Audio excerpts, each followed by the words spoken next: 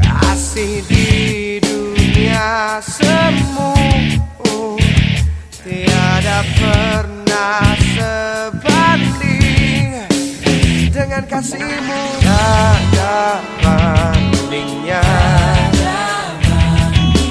kasihmu Bapa, kasih di dunia semu tiada pernah sebanding dengan kasihmu. Karena itu ku bersuka, karena itu ku bernyanyi, karena kasihmu dalamku memulihkan. Karena itu ku bersuka, karena itu ku bernyanyi, tiada takut ku melangkah dengan dirimu.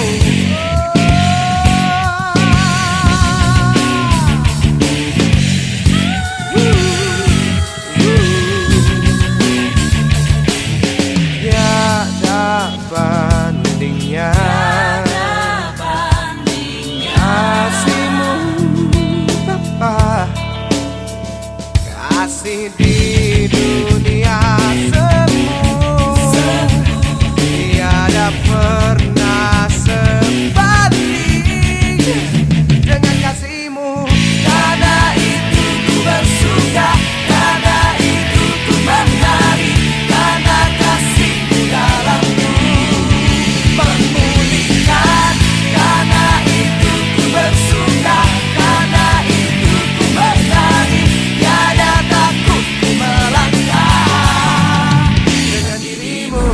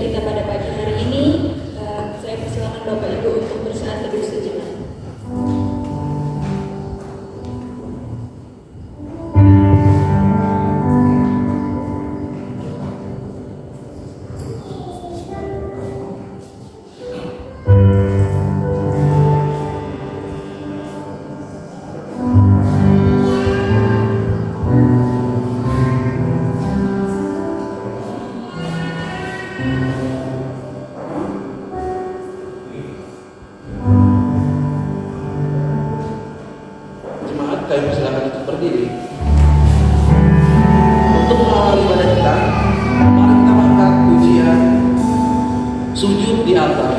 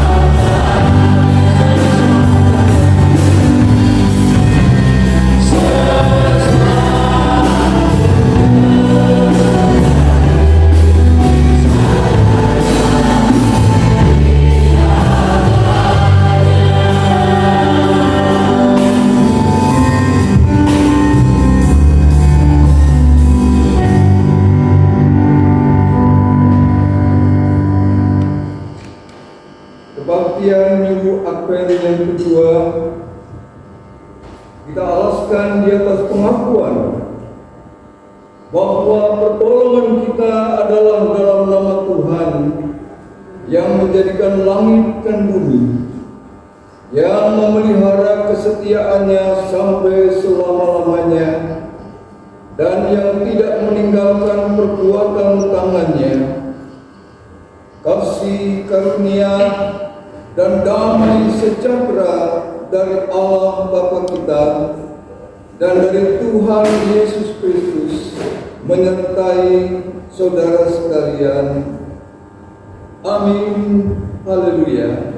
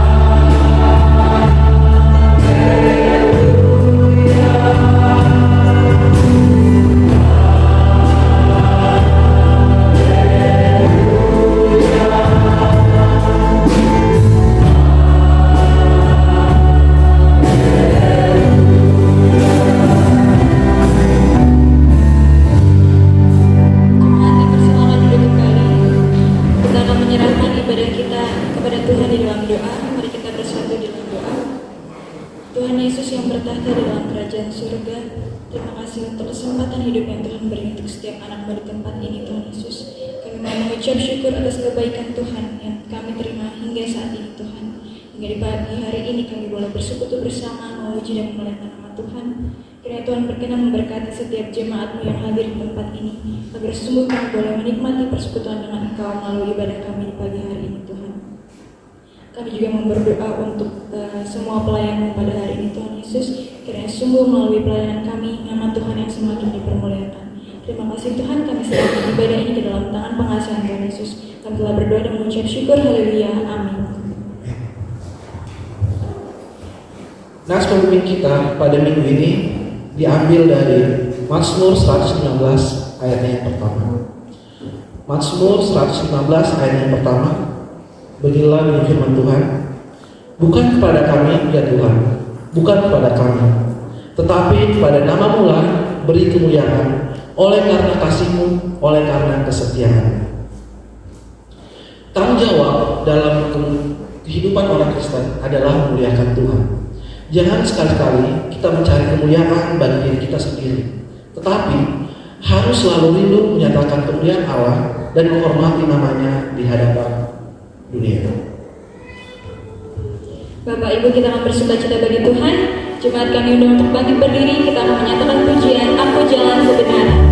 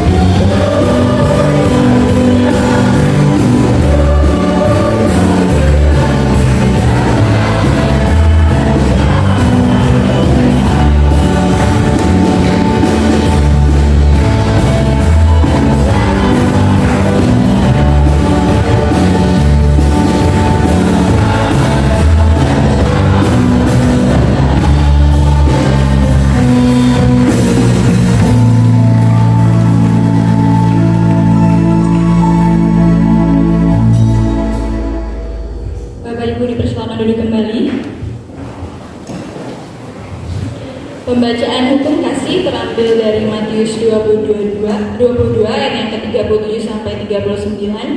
Saya akan membacakannya bagi kita semua. Demikian firman Tuhan. Jawab Yesus kepadanya, "Kasihilah Tuhan Allahmu dengan segenap hatimu dan dengan segenap jiwamu dan dengan segenap akal budimu. Itulah hukum yang terutama dan yang pertama. Dan hukum yang kedua yang sama dengan itu ialah, kasihilah sesamamu manusia seperti dirimu sendiri." Seperti kita mengasihi diri kita sendiri dengan tulus dan sungguh-sungguh, maka sejalan dengan ini kita juga harus menunjukkannya kepada sesama kita dengan memperlakukannya seperti apa yang kita inginkan. Oleh karena itu, hal yang paling utama adalah kita harus mengasihi Allah lebih dari diri kita sendiri, karena Dialah Yehova yang tak ternilai kasihnya, tak ternilai pengorbanannya, dan yang jauh lebih baik dari diri kita sendiri. Maka dari itu Bapak Ibu, marilah kita mengasihi sesama kita manusia yang juga sama-sama diciptakan oleh Tuhan. Namun, kita seringkali lalai dan abai terhadap perintah Allah. Marilah kita memohon pengampunan kepada Tuhan dengan mengangkat pujian, Yesus padamu ku berseru.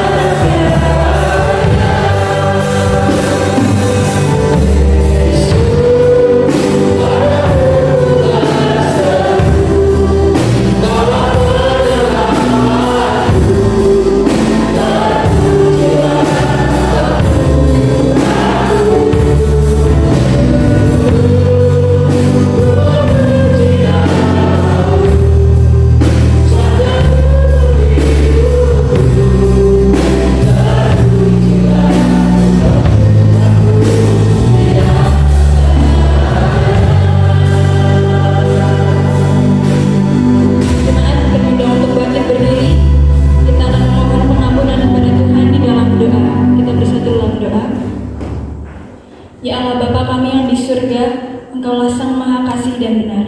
Kami mengakui kesalahan dan dosa kami.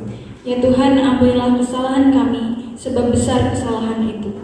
Kasihanlah kami ya Allah, menurut kasih setiamu. Hapuskanlah pelanggaran kami menurut rahmat-Mu yang besar. Bersihkanlah kami seluruhnya dari kesalahan kami, dan tahirkanlah kami dari dosa kami, sebab kami sadar akan pelanggaran kami. Limpahkanlah kasih sayang-Mu kepada kami, dan berkatilah kami dengan pertolongan-Mu ya Tuhan, Allah sumber sukacita kami. Amin. Jemaat terkasih, dengarlah janji Tuhan atas pengampunan dosa-dosa kita. Sekalipun dosamu merah seperti kirmizi, akan menjadi putih seperti salju. Sekalipun dosamu merah seperti kain kesumba, akan menjadi putih seperti bulu domba. Kemuliaan bagi Allah di tempat yang maha tinggi. Amin. Jemaat dipersilakan duduk kembali.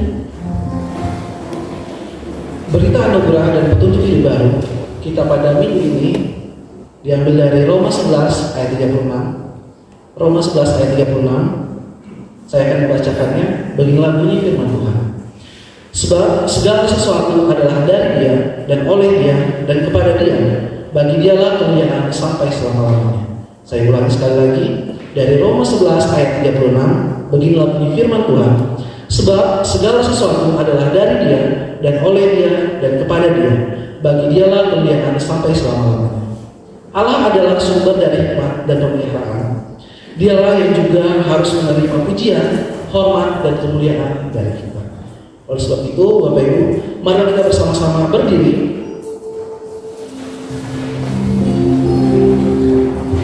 Kita akan mengakui iman percaya kita kepada Tuhan.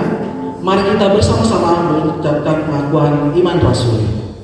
Aku percaya kepada Allah, Bapa Kuasa, Hari langit dan bumi, dan kepada Yesus Kristus Anaknya yang telah meminta, yang dikandung dari Roh Kudus, lahir dari Maria, yang menderita dalam pemerintahan Pontius Pilatus, disalibkan, mati dan dikuburkan, turun dalam kerajaan maut. Pada hari ketiga, bangkit pula dari antara orang mati, naik surga, duduk di sebelah kanan Bapa yang Maha Kuasa, menghadap dari sana untuk mengambil orang yang beriman. Aku percaya kepada Roh Kudus, Gereja yang Kristen, persekutuan Roh Kudus, ampunan dosa, kebangkitan dari dan hidup yang kekal. Jemaat dipersilakan untuk duduk kembali. Bapak Ibu, kita akan mendengarkan kebenaran firman Tuhan yang akan menguatkan dan menumbuhkan iman kita. Mari kita siapkan hati kita dengan mengangkat pujian satu-satunya yang kuandalkan. Satu-satunya yang ku andalkan.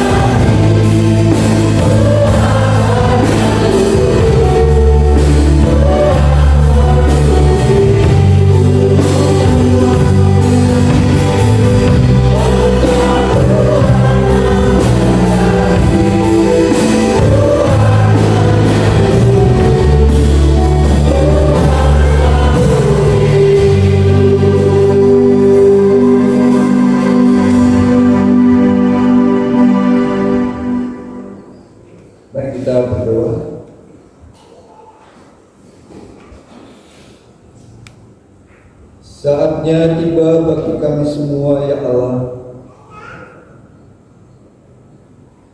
untuk mengerahkan dan mengarahkan perhatian kami kepada pemberitaan firman-Mu. Kosongkan hati dan pikiran kami dari segala gangguan dan perhatian yang lain, untuk kemudian Engkau isi penuh-penuh dengan firman-Mu, agar sepulang dari ibadah ini, satu saja yang kami cari, yaitu kebenaran-Mu, dan satu saja yang kami lakukan, yaitu kehendak-Mu. Berfirmanlah Tuhan, dan tegurlah kami bila perlu. Kami siap bukan saja menjadi pendengar sabda yang baik, tapi kami juga siap menjadi pelaku firman yang bajik. Di dalam Tuhan Yesus Sang Firman yang hidup. Amin.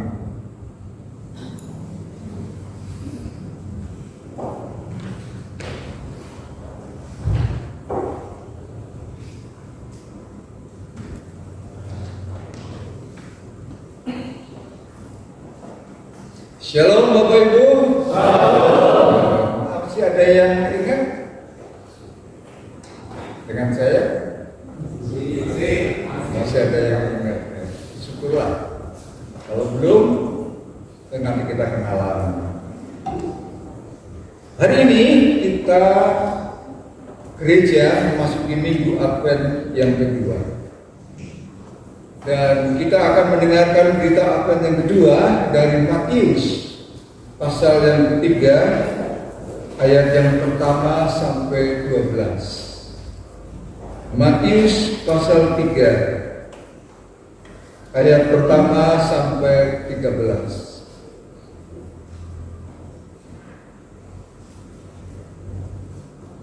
Pada waktu itu tampillah Yohanes Pembaptis di padang gurun Yudea dan memberitakan, bertobatlah, sebab kerajaan sorga sudah dekat.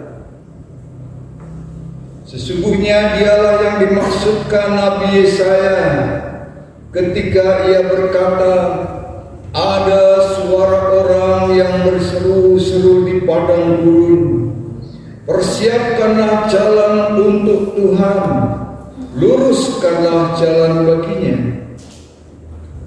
Yohanes memakai jubah bulu onta dan ikat pinggang kulit, dan makanannya belalang dan madu hutan. Maka datanglah kepadanya penduduk dari Yerusalem, dari seluruh Yudea dan dari seluruh daerah sekitar Yordan. Lalu sambil mengaku dosanya, mereka dibaptis oleh Yohanes di sungai Yordan. Tetapi waktu ia melihat banyak orang Farisi dan orang Saduki datang untuk dibaptis, berkatalah ia kepada mereka, hai kamu keturunan ular beludak, siapakah yang mengatakan kepada kamu bahwa kamu dapat melarikan diri dari murka yang akan datang?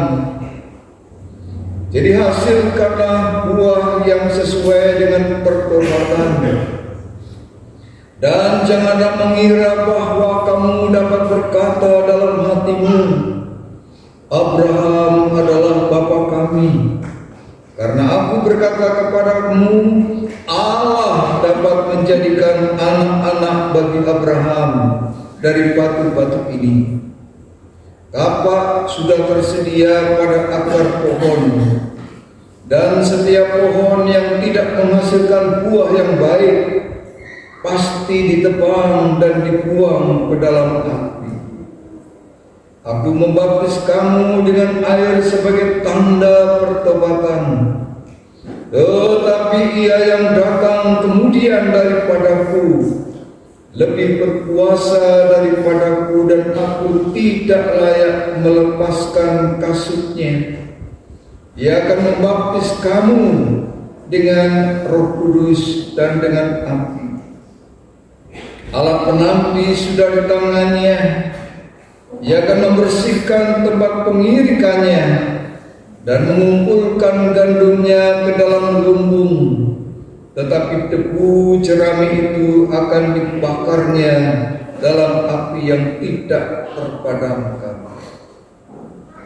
Saudara-saudara yang berbahagia adalah setiap orang yang mendengar firman Tuhan dan yang melakukan di dalam hidupnya. Amin. Tema minggu Advent yang kedua adalah bukan aku, tetapi Dia yang mulia. Saudara, kalau saya bertanya, siapa yang tidak ingin populer?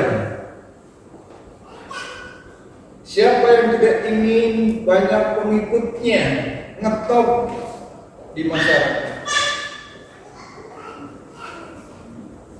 Kayaknya sih ya, kalau bisa semua orang pasti pengen populer. Buktinya apa, saudara-saudara? Banyak.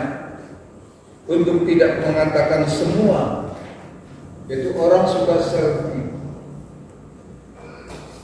Benar enggak? Kadang-kadang sendiri, kadang-kadang rombongan, ya, bersama dengan CS yang terdekat.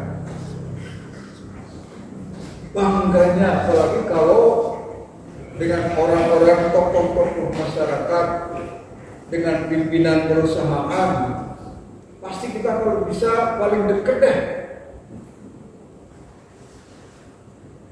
Dan kalau kecepret, kita cetak, kita perbesar, dan kita pajang di ruang tamu. Apalagi kalau dengan pimpinan GM-nya di sini. Saudara-saudara sekalian, wajar sebenarnya ingin populer. Oleh karena apa? Oleh karena populer ini memang memudahkan kita untuk dimudahkan dalam banyak hal.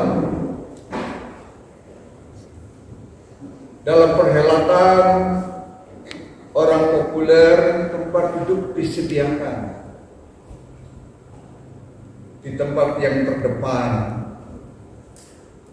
Orang populer gampang menjadi pusat perhatian, omongannya didengerin, walaupun biasa sebenarnya. Tetapi kalau yang ngomong itu tokoh yang populer, walaupun kata-katanya biasa, menjadi bermakna luar biasa. Kemudian disampaikan, disiarkan di berbagai tempat. Tadi si bapak ini ngomongnya begini. Padahal kata-kata itu mungkin sudah sering kita dengar.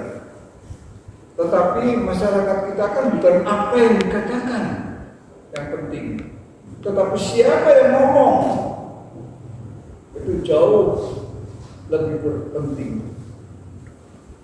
Iya kan? Kalau seorang presiden Jokowi, kita jaga persatuan, itu kan kalimat biasa sebenarnya. Tetapi kalau seorang presiden yang mengatakan itu, maknanya menjadi luar biasa. Orang populer geraknya diikuti, lagi gemoy. Tarian gemoy ya, joget gemoy, populer ya. Apa itu gemoy? Gemesin gitu ya. Gemoy. Kata-katanya bisa jadi geraknya diikutin, dan kata-katanya jadi mantra sakti, diucapkan di mana-mana, dipajang di mana-mana. Wartawan akan memburu berita orang yang populer. Apalagi kegiatannya pasti akan diliput. Stasiun TV langsung mengundang untuk jadi tamu di dalam siarannya. Dan pemilik podcast langsung mengundang untuk menjadi narasumber supaya semakin tinggi ratingnya, semakin banyak followernya.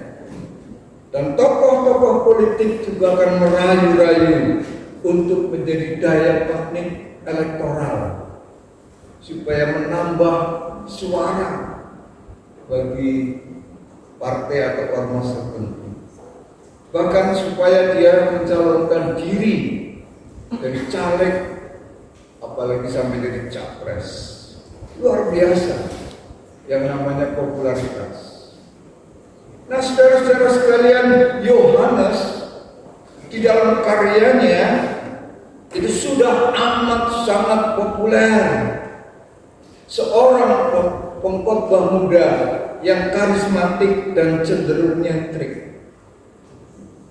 Dia membawakan khotbah dengan tema bertobatlah sebab kerajaan Allah sudah dekat. Nyentrik oleh karena khotbahnya, orang biasa berkhotbah di gedung di bait Allah, tetapi Yohanes dikatakan lokasi kerjanya, lokasi khotbahnya itu dikatakan di padang gurun Yudea. Nyentrik karena para pengkhotbah waktu itu umumnya menggunakan jubah yang indah dan mahal dengan aksesoris yang mahal. Tetapi Yohanes disebutkan memakai jubah bulu onta dan ikat pinggang kulit. Ini gambaran dari jubah murahan dan ikat pinggang kampungan. Bukan pakaian kebesaran, tetapi kesederhanaan. Makanya saudara-saudara, konsumsi perutnya, kalau para guru, ahli-ahli Taurat itu mewah, apalagi kalau yang mengundang para staf ya, itu pasti berlebihan, mewahnya. Apalagi para imam, ahli Taurat, tokoh-tokoh masyarakat yang disakralkan sebagai perantara antara umat dan Allah, yang hidupnya memang sangat-sangat terhormat di masyarakat dan mendapat kedudukan yang sangat mulia dalam masyarakat Yahudi.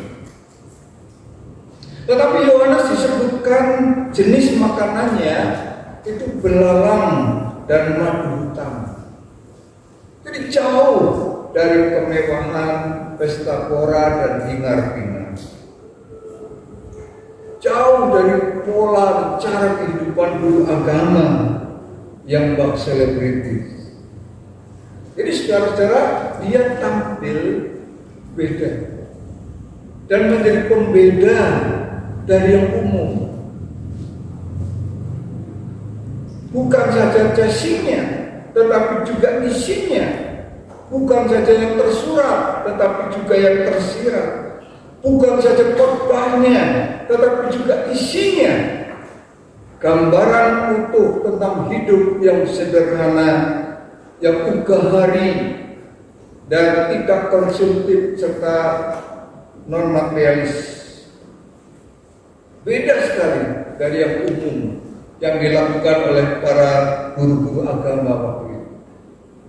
Oleh karena itu tidak heran dia begitu populer karena ia beda dari yang umum. Masyarakat Yahudi kemudian teringat akan nubuat Yesaya yang pernah berkata, ada suara orang yang berseru-seru di padang gurun. Persiapkanlah jalan untuk Tuhan, luruskanlah jalan baginya. Saudara-saudara, nubuat ini amat sangat populer, dikenal baik oleh masyarakat Yahudi, terlebih pada saat itu. Ada sekitar 400 tahun sejak Nabi terakhir Maleakhi. Masyarakat Yahudi tidak mendapatkan tuntunan kenabian. Sudah lama tidak ada nabi di tengah-tengah mereka. Sudah lama tidak mendengar wahyu baru di tengah-tengah mereka. Oleh karena itu ketika Yohanes datang dengan berita kenabian yang baru, masyarakat berbondong-bondong datang kepada Yohanes. Meskipun pada waktu itu belum ada jejaring sosial seperti kita. Belum ada radio, apalagi televisi, apalagi HP, WA, apalagi internet, Facebook, Instagram. Itu media yang bikin pusing masyarakat pada masa itu. Zaman kita dulu juga belum kenal ya, 20 tahun yang lalu. Iya kan? Oleh karena itu saudara-saudara, luar biasa bahwa Yohanes dikatakan dari Yudea, dari Yerusalem, dari mana-mana datang berbondong-bondong, dan itu dari semua golongan, wong cilik, wong elit ya. Elit barangkali ada yang elit sungguhan, tetapi ada juga yang ekonomi sulit. Itu semua datang. Udah cuma elit yang memang di atas, tetapi juga yang kalangan bawah. Banyak yang dari kampung, meskipun tak sedikit yang dari kota, bahkan metropolitan, bahkan kosmopolitan.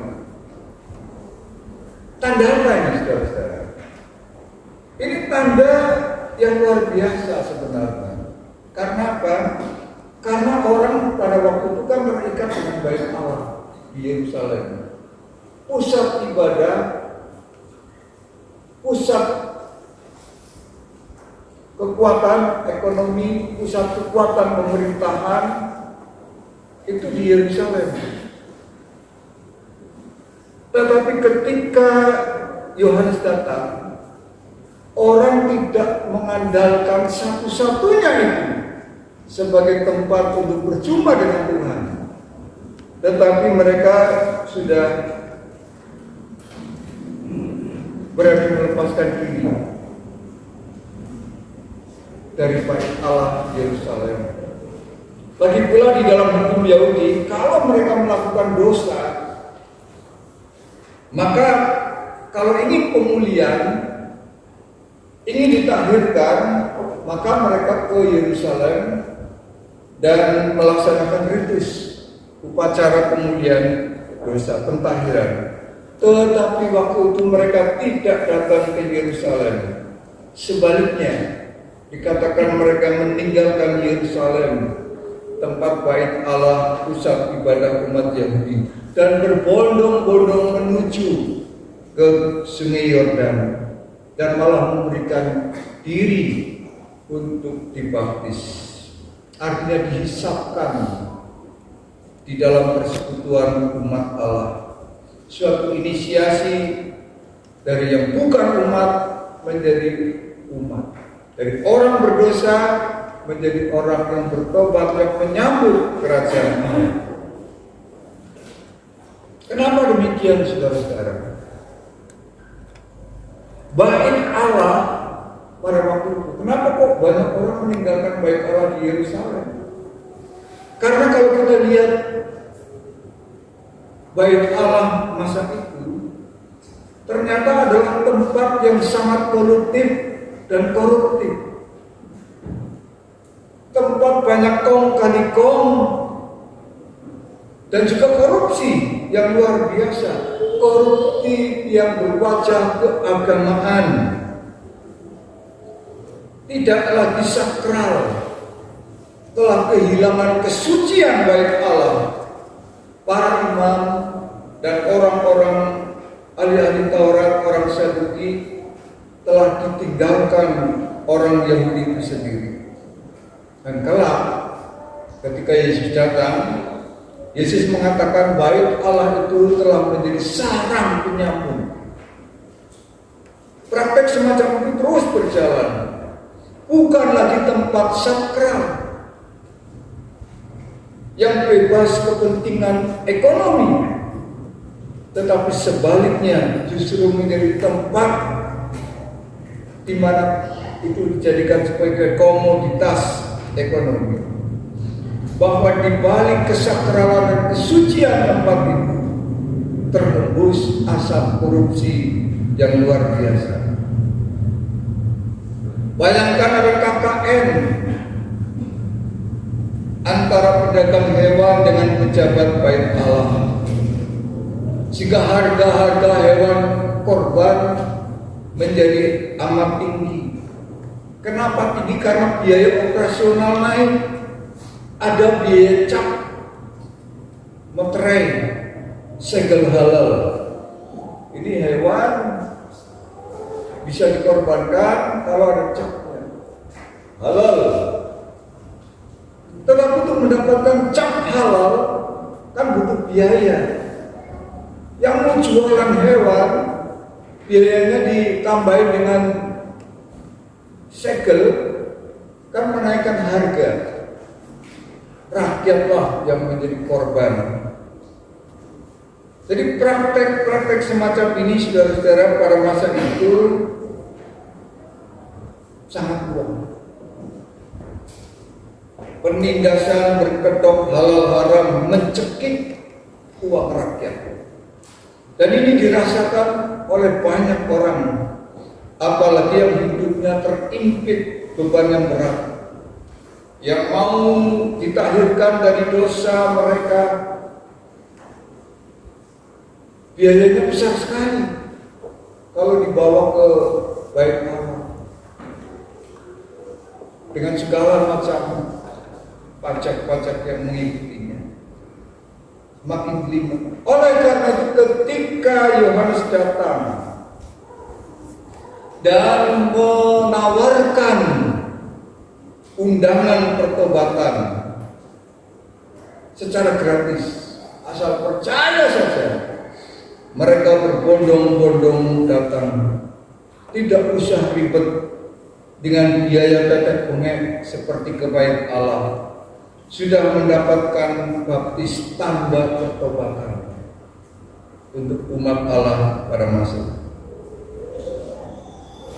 Tetapi yang datang, saudara-saudara, ternyata bukan hanya masyarakat biasa, rakyat kebanyakan, dalam bahasa saya wong peminyoman. Bukan, tetapi banyak orang yang datang. Bahkan dikatakan pada ayat yang ke-7, yang lihat banyak orang Farisi dan orang Saduki datang untuk dibaptis. Bayangkan, banyak orang-orang ahli-ahli Alkitab, tokoh-tokoh liberal di dalam masyarakat, kaum agnostik, yang ragu-ragu dengan adanya kehidupan setelah kematian, yang ragu-ragu dan bahkan tidak percaya adanya kebangkitan dan seterusnya, itu pada datang, bahkan memberi diri dibaptis. Mereka menganggap bahwa Yohanes sang Mesias itulah yang dinanti-nantikan orang sudah datang. Jadi saudara-saudara, yang mau saya katakan adalah Yohanes sudah jadi top marketer, sudah kayak selebritis yang lagi naik daun. Pertanyaannya adalah, apakah kemudian Yohanes yang populer ini mabok popularitas? Apakah Yohanes ini kecanduan popularitas?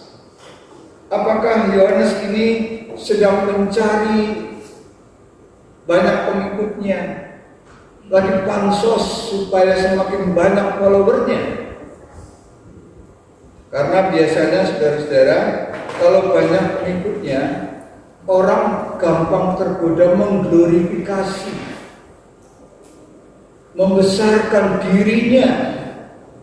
Kan begitu, aku wong top, aku wong terkenal, banyak pengikutnya, aku orang hebat, mengglorifikasi, membesar-besarkan diri. Apalagi kalau ada orang yang mendorong-dorong jadi caleg, jadi cakup, jadi capres, meskipun mungkin umurnya baru masih muda. Barangkali pengalamannya baru sedikit. Tetapi oleh karena banyak pengikutnya dan bisa menjadi salah satu sumber elektoral, maka bisa tergoda. Meskipun kapasitas kemampuan dirinya belum sampai ke sana. Nah, apakah Yohanes juga seperti itu?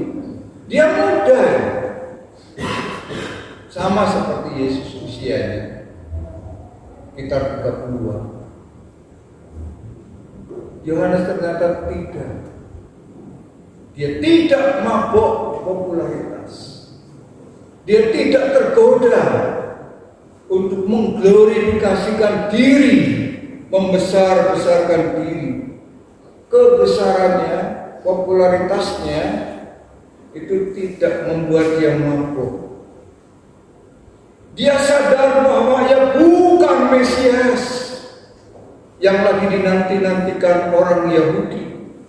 Dengan jujur dan terbuka dia berkata, "Aku membaptis kamu dengan air sebagai tanda pertobatan, bukan pengampunan dosa.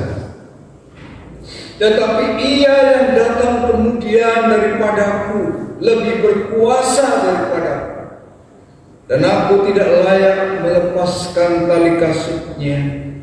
Dia akan membaptis kamu dengan Roh Kudus dan dengan api." Saudara, orang yang begitu populer, yang sudah di depan mata menjadi kesempatan yang luar biasa untuk memiliki segala yang dicari oleh banyak orang. Popularitas memudahkan segala sesuatunya, tetapi dia tidak tergoda untuk menggunakan popularitasnya itu demi glorifikasi diri, tetapi mengatakan bahwa untuk melepas tali kasutnya pun pada dia yang akan datang, aku tidak layak. Apa makna pernyataan Yohanes ini? Yang pertama, dengan mengatakan seperti itu, Yohanes mau mengatakan, aku bukan Mesias. Dia hanya ditugaskan untuk menyiapkan jalan bagi kemuliaan Allah yang akan hadir bagi umat di dalam Yesus. Aku hanya sirine, tapi yang bosnya itu di belakang. Kalau pejabat itu kan datang, ada sirine dulu. Pasti bukan di depan itu, di belakangnya. Jadi yang pertama, hanya menyiapkan jalan bagi Kristus. Yang kedua, dengan mengatakan seperti itu, Yohanes sadar dan tidak suka mengaku-aku, mendaku, ini pekerjaanku, ini hasil keringatku, aku sudah banyak memenangkan orang. Tidak. Dia sadar siapa dirinya, bahwa ia memang besar dan populer di hadapan khalayak ramai. Tetapi saat dia diperhadapkan di hadapan Yesus, muncul kesadarannya dan pengakuan imannya bahwa melepas tali kasutnya pun ia tidak layak. Bayangkan saudara-saudara, melepas kasutnya, pekerjaan yang biasanya hanya dilakukan oleh murid atau budak bagi tuannya, tetapi dia merasa tidak level untuk melakukan hal seperti itu, pun dia tidak pantas. Jadi melalui karyanya Yohanes mengingatkan kita semua bahwa semua pelayanan kita, bahkan yang super hebat, pelayanan kita yang jam terbangnya sudah tinggi, super dahsyat pun, harus semata-mata bukan untuk mengglorifikasikan diri kita, tetapi hanya menjadi media alat untuk memperjumpakan orang dengan Kristus. Yohanes juga pernah mengatakan, biarlah dia, Yesus makin bertambah, aku makin berkurang. Dia yang di depan, aku yang di belakang. Luar biasa memang tokoh yang namanya Yohanes. Yohanes tidak mau mendompleng ketenaran Yesus. Dia tidak mau pansos bikin panggung sendiri. Dia tidak mau menjadi matahari sendiri. Semua karya layanannya karena dan untuk Yesus. Luar biasa. Saudara-saudara sekalian, di tengah popularitasnya, Yohanes mengajarkan pada kita arti kerendahan hati yang sungguh mengesankan. Saya ingat ketika Presiden Jokowi dulu pernah payungan hujan-hujan, kemudian dia punya pas pampres, punya banyak pengawal, mestinya bisa jalan di payung ini, tidak mau payungan sendiri. Bagi saya mengesankan, seorang pejabat tinggi yang didukung oleh banyak orang, tetapi meskipun dia ada pengawal, tetapi dia tetap mau pegang payungnya sendiri, kena hujan. Bagi saya ini luar biasa. Atau seorang siswa yang sukses, kemudian dia mengapresiasi guru-gurunya yang dianggap luar biasa. Sukses saya bukan karena saya, tapi karena Bapak dan Ibu guru. Bagi saya ini mengesankan. Kalau ada murid seperti itu, air mata kita bisa menetes. Atau ini karena orang tua saya, papa, mama saya memberikan ruang yang luas, sehingga saya bisa seperti ini. Bangga sekali. Jadi Yohanes, saudara-saudara, di tengah kebesarannya ia mengatakan ada yang lebih besar darinya. Kalau kecil mah biasa kan, kalau orang sederhana mah biasa ngomong gitu. Tapi ketika dia populer, ketika dia besar, dia mengatakan ada yang lebih besar darinya. Nah, siapa itu? Dialah Yesus yang kemudian datang dan minta dibaptis. Dan Yohanes mengatakan dialah yang diberitakan olehnya. Dialah yang dimaksud oleh Yohanes Pembaptis. Nah, sejak itu kalau kita membaca ayat berikutnya, perhatian masyarakat itu bergeser. Tidak lagi kepada Yohanes, tetapi kepada Yesus. Pengikutnya tidak lagi mengikut Yohanes, tetapi mengikut Yesus. Ini kan aneh ya. Aku udah punya follower, sudah punya pengikut banyak, tiba-tiba ikut orang lain, sakit kan? Iya kan? Sakit kan? Kok dia kesana, tidak ikut aku? Pindah partai, sakit kan? Meskipun di luar ketawa-ketawa, tetapi sakit. Tetapi Yohanes, kita tidak mendengar keluhannya, kita tidak melihat air matanya, kita tidak mendengar kekecewaannya. Pengikutnya itu kemudian menjadi pengikut Yesus. Di kerendahan hati Yohanes, saudara-saudara, menjadi pembuka jalan umat berjumpa dengan Sang Juru Selamat. Yohanes betul-betul murni, pure, mempersiapkan jalan untuk Sang Juru Selamat. Nah, dengan demikian saudara-saudara, jemaat sepanjang zaman sampai kita ini perlu belajar bahwa pekerjaan bagi Allah, pelayanan di dalam gereja, betapapun hebatnya kita, harus ditujukan tertuju kepada kemuliaan Allah, bukan popularitas kita. Gereja bukan tempat narsis. Gereja juga bukan tempat menjadi populer. Tetapi boleh nggak Pak Pendeta? Oh ya boleh. Tetapi populer itu bonus, bukan tujuan. Ya beda ya. harus menjadi bonus. Bonus itu kan sampingan, ya kan? Bukan tujuan utama. Diberikan ya syukur, dapat ya syukur, nggak dapat ya saya sudah melakukan yang terbaik.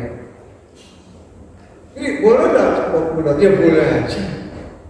Tetapi bukan goal utama, bukan tujuan utama.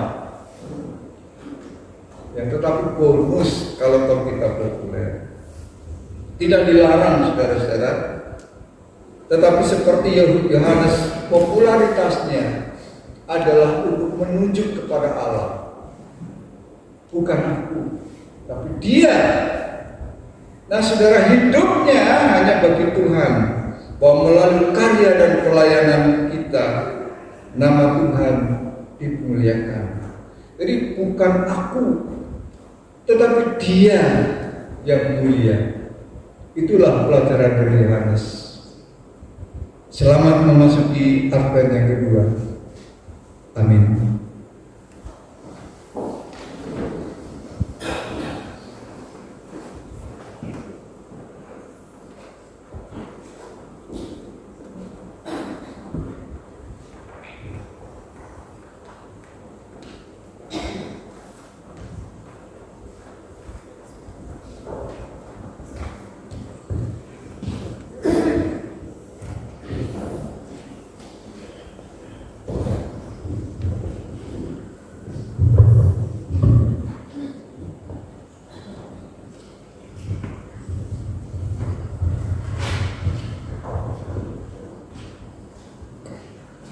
Terima kasih untuk pelayanan yang diberikan.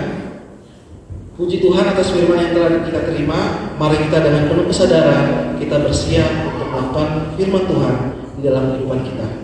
Mari kita pujikan kemauan cinta Yesus.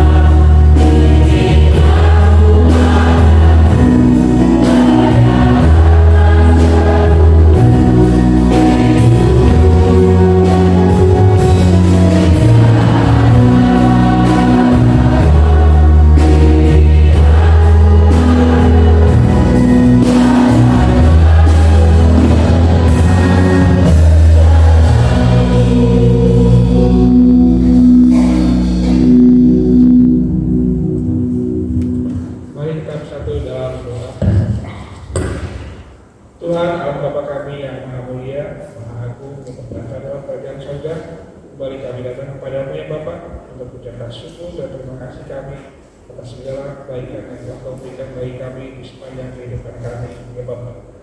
Terima kasih untuk firman-Mu yang telah Kau berikan bagi kami, mampukanlah kami untuk melaksanakannya dalam kehidupan kami sehari-hari. biarlah kami bisa menjadi saksi-saksi melalui kehidupan kami sehari-hari. Bapa, pada saat ini kami membawakan doa-doa syafaat kami bawa bangsa dan negara kami Indonesia ini kepada Tuhan. Kiranya Kau berkati bangsa dan negara kami ini, beri damai sejahtera-Mu, biarlah pemulihan ekonomi yang sedang terjadi bisa berlangsung dengan baik, sehingga perekonomian Indonesia bisa membaik dan banyak lowongan pekerjaan bagi bangsa kami ini ya Bapak. Kami juga berdoa untuk pemilihan umum tahun depan, untuk pemilihan presiden dan wakil rakyat. Tuhan berkati, berikan kami presiden dan wakil rakyat yang terbaik menurut-Mu ya Bapak. Silakan hanya kepala-Mu ya Tuhan. Kami juga berdoa untuk Syukur Group Company ya Bapak, tempat saluran berkat-Mu bagi kami ya Bapak. Berkatilah Syukur Group Company ini ya Tuhan, sehingga bisa makin berkembang dan memberikan kesejahteraan bagi kami dan masyarakat sekitar ya Bapak. Berkatilah tebu-tebu yang sedang ditanam, biar pertumbuhannya berlangsung dengan baik. Demikian juga untuk peralatan yang kami gunakan, baik di pabrik maupun di kebun, Kau berkati, sehingga tidak ada kerusakan dan bisa dapat kami gunakan pada saatnya ya Bapak. Kami juga mengusahakan para pimpinan kami, para pembuat keputusan, Tuhan beri mereka hikmat-Mu sehingga mereka menghasilkan kebijakan-kebijakan yang bisa membawa perusahaan ini kembali bangkit dari terpurukannya saat ini, sehingga akan menjadi lebih baik di tahun-tahun yang akan datang ya Bapak. Bapak, kami juga berdoa untuk gereja-gereja-Mu, yayasan-yayasan Kristen di dunia ini. Tuhan berkati setiap gereja dan yayasan Kristen yang ada, sehingga bisa menjadi saksi-saksi-Mu melalui tindakan-tindakan nyata di dalam kehidupan bermasyarakat ini ya Bapak. Kami juga berdoa untuk BOM KPM, tempat kami bersekutu Tuhan. Berkatilah BOM KPM ini, berkatilah setiap kami jemaat yang ada, sehingga kami bisa tetap saling membantu, saling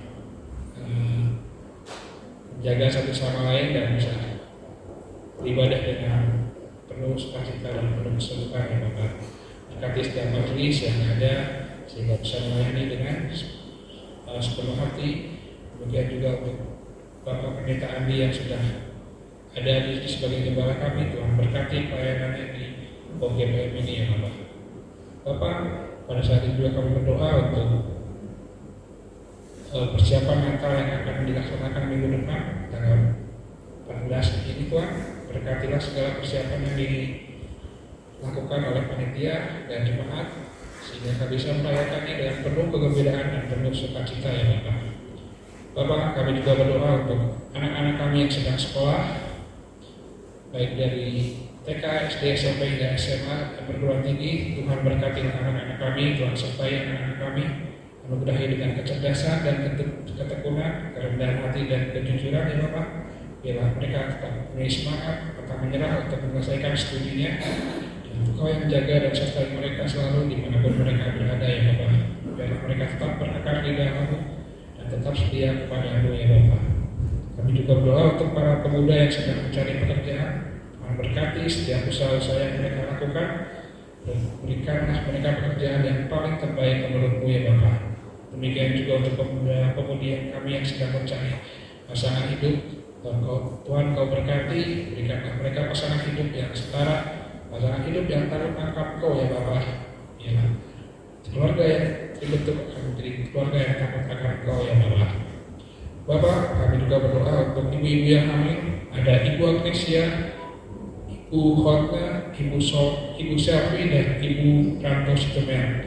Kiranya Kau berkati ibu-ibu ini, berkati kandungannya, berkati bayi dalam kandungannya, sehingga bisa bertumbuh dengan baik, dan pada saat persalinannya nanti berlangsung dengan normal, di mana ibu dan anak bisa tetap sehat dan kuat Bapak.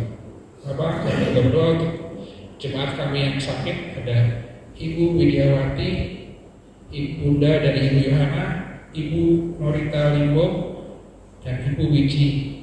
Tuhan, berkatilah saudara-saudara kami ini Tuhan, berkati pengobatan yang dilakukan, berkati para dokter dan perawat yang sedang merawat, dan obat-obatan yang diminum Kau berkati, sehingga saudara-saudara kami ini bisa kembali pulih dan sehat ya Bapak. Berkati keluarga yang merawatnya, Tuhan beri ketabahan dan kesabaran selama merawat saudara-saudara kami yang sakit ini ya Bapak. Kami juga untuk berdoa untuk pemulihan Mbah Anas dan Bapak Karnito. Tuhan berkati, Tuhan pulihkan, Tuhan sehatkan Mbah Anas dan Pak Karnito ya Bapak. Pada saat ini juga kami berdoa untuk para lansia ya, orang-orang tua kami yang baik ada di site maupun di luar site. Tuhan berkati orang-orang tua kami ini, berikan kesehatan yang baik, biarlah mereka bisa menjalani kehidupannya dengan penuh sukacita, penuh damai sejahtera yang darimu, Tuhan. Biar mereka juga tetap bisa melayani dan menjalani kehidupannya ini dengan penuh kesungguhan ya Bapak. Bapak, doa yang tidak sempurna ini kami akan tutup dengan doa yang kau ajarkan, yaitu doa Bapa kami yang demikian.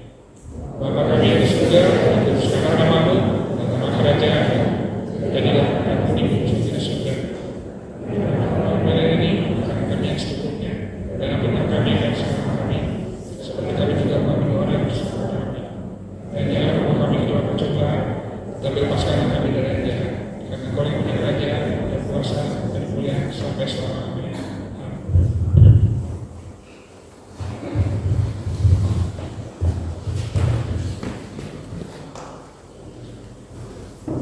Bapak Ibu, kita akan memberikan persembahan sebagai bentuk ucapan syukur atas berkat Tuhan dalam kehidupan kita. Sebelumnya akan dibacakan nats persembahan yang terambil dari 1 Tawarik 16 ayat yang ke-29. Berilah kepada Tuhan kemuliaan namanya, bawalah persembahan dan masuklah menghadap Dia. Sujudlah menyembah kepada Tuhan dan berhiaskan kekudusan. Bapak Ibu, ayat ini menjelaskan bahwa tidak ada yang lebih disukai Tuhan daripada pujian dan persembahan syukur yang sungguh-sungguh keluar dari hati yang tulus dan kudus. Untuk mengiringi persembahan kita mengangkat pujian dari pelengkap Kidung Jemaat nomor 147, di sini aku bawa Tuhan.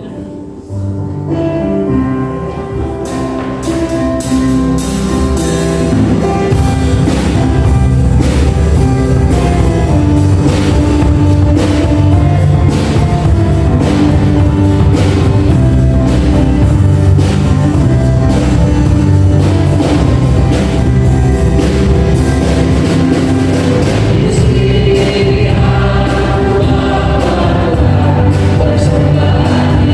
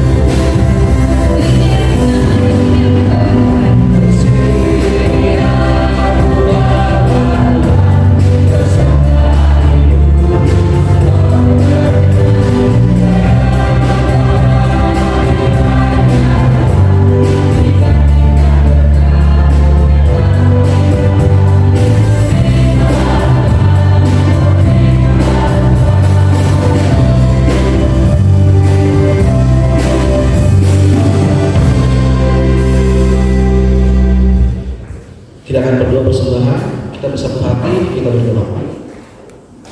Segala puji dan syukur hanya kami berikan kepada Tuhan, pencipta langit dan bumi. Kami bersyukur ya Tuhan, dapat berkumpul di tempat ini semuanya itu oleh karena kasih karunia-Mu. Ya Tuhan, kami bersyukur untuk setiap berkat-Mu yang tidak pernah berkesudahan di dalam kehidupan kami. Dan pada hari ini Tuhan, kami telah mengumpulkan sebagian berkat yang Engkau telah berikan. Buatlah persembahan ini menjadi berkat dan juga dapat memperlengkapi pelayanan-Mu di tempat ini Tuhan. Terkhusus Tuhan, berikan juga kepada kami hati yang tulus Tuhan untuk melayani sebagai tubuh-Mu yang dapat mempersembahkan persembahan yang hidup dan berkenan di hadapan Tuhan. Kami juga Tuhan mengharapkan Tuhan dari setiap tindakan kami Tuhan, supaya dapat melancarkan kasih karunia Tuhan dan dapat menjadi berkat bagi lingkungan kami Tuhan. Kami melanjutkan juga Tuhan untuk ibadah kami pada siang hari ini Tuhan. Kalau Tuhan tetap menyertai dan juga memberkati ibadah kami ini supaya dapat selesai dengan lancar Tuhan. Kami berikan Tuhan ibadah ini, kami serahkan Tuhan ibadah ini ke dalam tangan-Mu. Kami telah berdoa dan mengucap syukur. Di dalam nama Tuhan Yesus kami berdoa. Amin.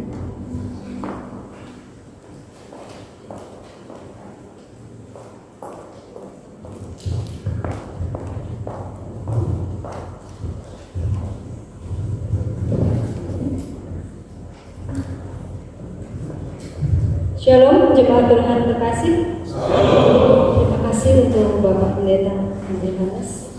Selamat datang, selamat bergabung di POP-BPM, selamat melayani. Semoga Bapak Pendeta selalu diberikan kesehatan dan selalu diberkati Tuhan. Keluarga jemaat, untuk hari ini Minggu 10 Desember 2023 untuk kuartal keuangan di minggu yang lalu, total persembahan 4.063.000. Segenap majelis dan jemaat POP GPM mengucapkan selamat datang kepada Bapak Pendeta Andi Yohanes. Selamat melayani dan mengemban tugas sebagai gembala jemaat POP GPM. Segenap majelis POP GPM mengucapkan terima kasih kepada seluruh pelayan yang mengambil bagian dalam pelayanan ibadah hari ini. Tuhan Yesus memberkati. Persembahan untuk minggu depan diadakan 2 kali untuk kas gereja dan pembangunan. Selanjutnya telah dibuka program bantuan pendidikan untuk anak-anak jemaat yang sekolah di luar state.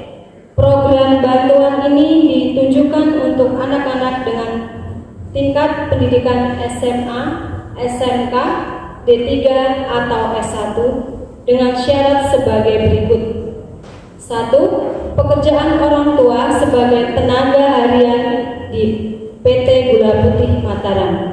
Yang kedua, syarat yang kedua, bantuan hanya diperuntukkan bagi 1 anak per keluarga. Yang ketiga, mengumpulkan surat keterangan aktif kuliah atau sekolah atau kartu mahasiswa atau pelajar. Syarat yang keempat, menghubungi Komisi Diakonia atau Komisi PWG. Dan yang kelima, syaratnya data masuk paling lambat 31 Desember 2023. Panitia Natal masih menerima amplop aksi dana walaupun sudah lewat dari tanggal yang ditentukan. Monggo silakan untuk jemaat yang merasa belum mengumpulkan amplop aksi dana Natal dipersilakan. Pendaftaran CD telah dibuka pada 5 November 2023. Pendaftaran dapat dilakukan dengan mengisi formulir yang disediakan pada setiap ibadah minggu pagi dengan melampirkan surat baptis, katekisasi persiapan CD dan akan dimulai pada bulan Januari sampai di bulan Juli 2024. Jemaat terkasih, bulan ini kita mendapatkan undangan dari saudara kita, undangan Natal dari Gereja POP ILP pada hari Jumat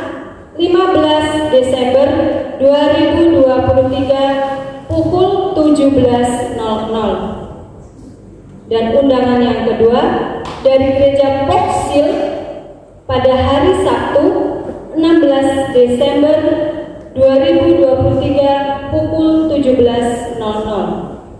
Dan undangan yang ketiga GGP Anugerah Bakung 17 Desember 2023 pukul 15.00. Bagi Bapak Ibu Jemaat terkasih yang berkenan, dipersilakan untuk mengikuti perayaan Natal tersebut bisa menghubungi majelis. Untuk nanti sore jam 15.00 ada gotong royong untuk semua jemaat melakukan gotong royong di rumah Bapak Pendeta dan di gereja untuk membawa peralatan cangkul, arit atau sabit, dan sapu lidi atau garuk sampah. Untuk yang di tempat Bapak Pendeta dimohon untuk diperbanyak untuk ibu-ibu, mohon dipersilakan untuk membantu di rumah Bapak Pendeta. Jadi gotong royong dibagi dua, nanti ada yang di gereja dan ada yang di rumah Bapak Pendeta. Majelis POGPM mengucapkan selamat ulang tahun kepada jemaat yang telah berulang tahun dalam minggu ini. Tuhan Yesus memberkati. Himbauan majelis untuk bagi kita semua, jagalah kebersihan gereja dan sekitar serta buang sampah pada tempatnya. Untuk bagi jemaat dihimbau untuk bagi jemaat yang belum mengisi form yang ada di grup POGPM, dimohon untuk segera mengisi. Jadwal kegiatan sepekan hari Minggu 10 Desember, hari Minggu 10 Desember untuk ibadah pagi, petugas ibadah Natal, untuk pelayanan firman, liturgos dan musik gladi kantor untuk ibadah Natal. Untuk hari Senin 11 Desember jam 17.00 ibadah anak sekolah minggu, latihan persiapan Natal. Untuk Senin juga di tanggal 11 Desember jam 19.30 untuk kaum pria dan kaum wanita ada latihan untuk persiapan Natal juga. Di hari Selasa 12 Desember jam 19.00 untuk ibadah petugas ibadah Natal, gladi bersih untuk ibadah Natal, Selasa 12 Desember jam 19.00. Untuk hari Rabu 13 Desember jam 19.00 ada sermon persiapan pelayanan pada hari Minggu. Untuk hari Rabu 13 Desember waktu 19.30 ada ibadah kaum pria untuk latihan persiapan Natal juga. Hari Kamis 14 Desember jam 18.00 kita akan merayakan ibadah perayaan Natal POGPM. Kamis 14 Desember jam 18.00. Untuk pelayanan ibadah Minggu 17 Desember 2023 untuk ibadah pagi pelayanan firman oleh Bapak Pendeta Andi Yohanes dan sore di pelayanan firman juga oleh Bapak Pendeta. Oh sore dia. Sorry, ini saya ulang kembali. Untuk ibadah Minggu 17 Desember hanya pagi hari. Pelayanan firman oleh Bapak Pendeta, imam dan doa syafaat oleh Penetua Hilman, liturgas oleh Ibu Risma Pardede, pemusik Bapak Ismet, warta jemaat Diakon Margaret Irene, operator LCD Isa. Bagi Bapak Ibu yang berhalangan dapat menghubungi Komisi Ibadah, Ibu Ega dan Ibu Selvi. Terima kasih, demikianlah warta jemaat pada pagi hari ini. Jika ada tambahan,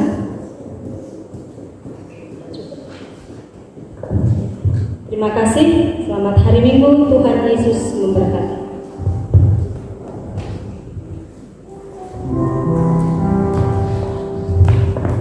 Bapak Ibu, tibalah kita di penghujung ibadah kita. Mari kita pulang dengan penuh sukacita untuk memberitakan kabar baik bagi sesama. Kita pujikan Kidung Jemaat nomor 344, ingat akan nama Yesus. Bapak Ibu kami undang untuk bangkit berdiri.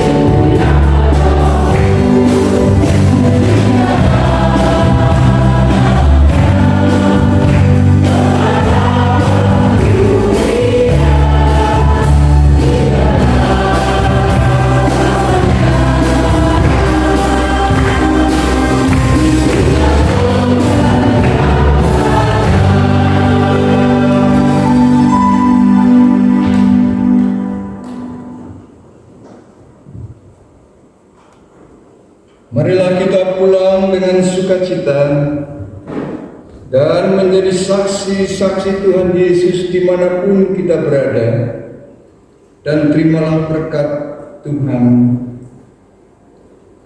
Tuhan memberkati dan melindungi saudara. Tuhan menyinari saudara dengan wajah-Nya dan memberi saudara kasih karunia. Tuhan menghadapkan wajah-Nya kepada saudara dan memberi saudara damai sejahtera. Amin.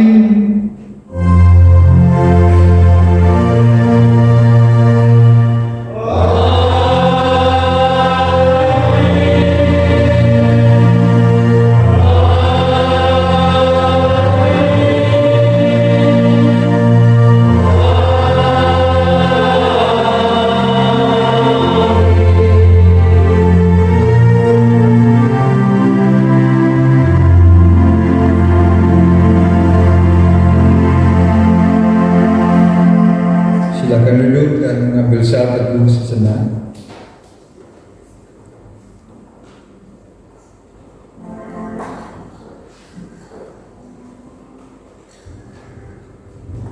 Ibadah telah selesai, Tuhan Yesus memberkati.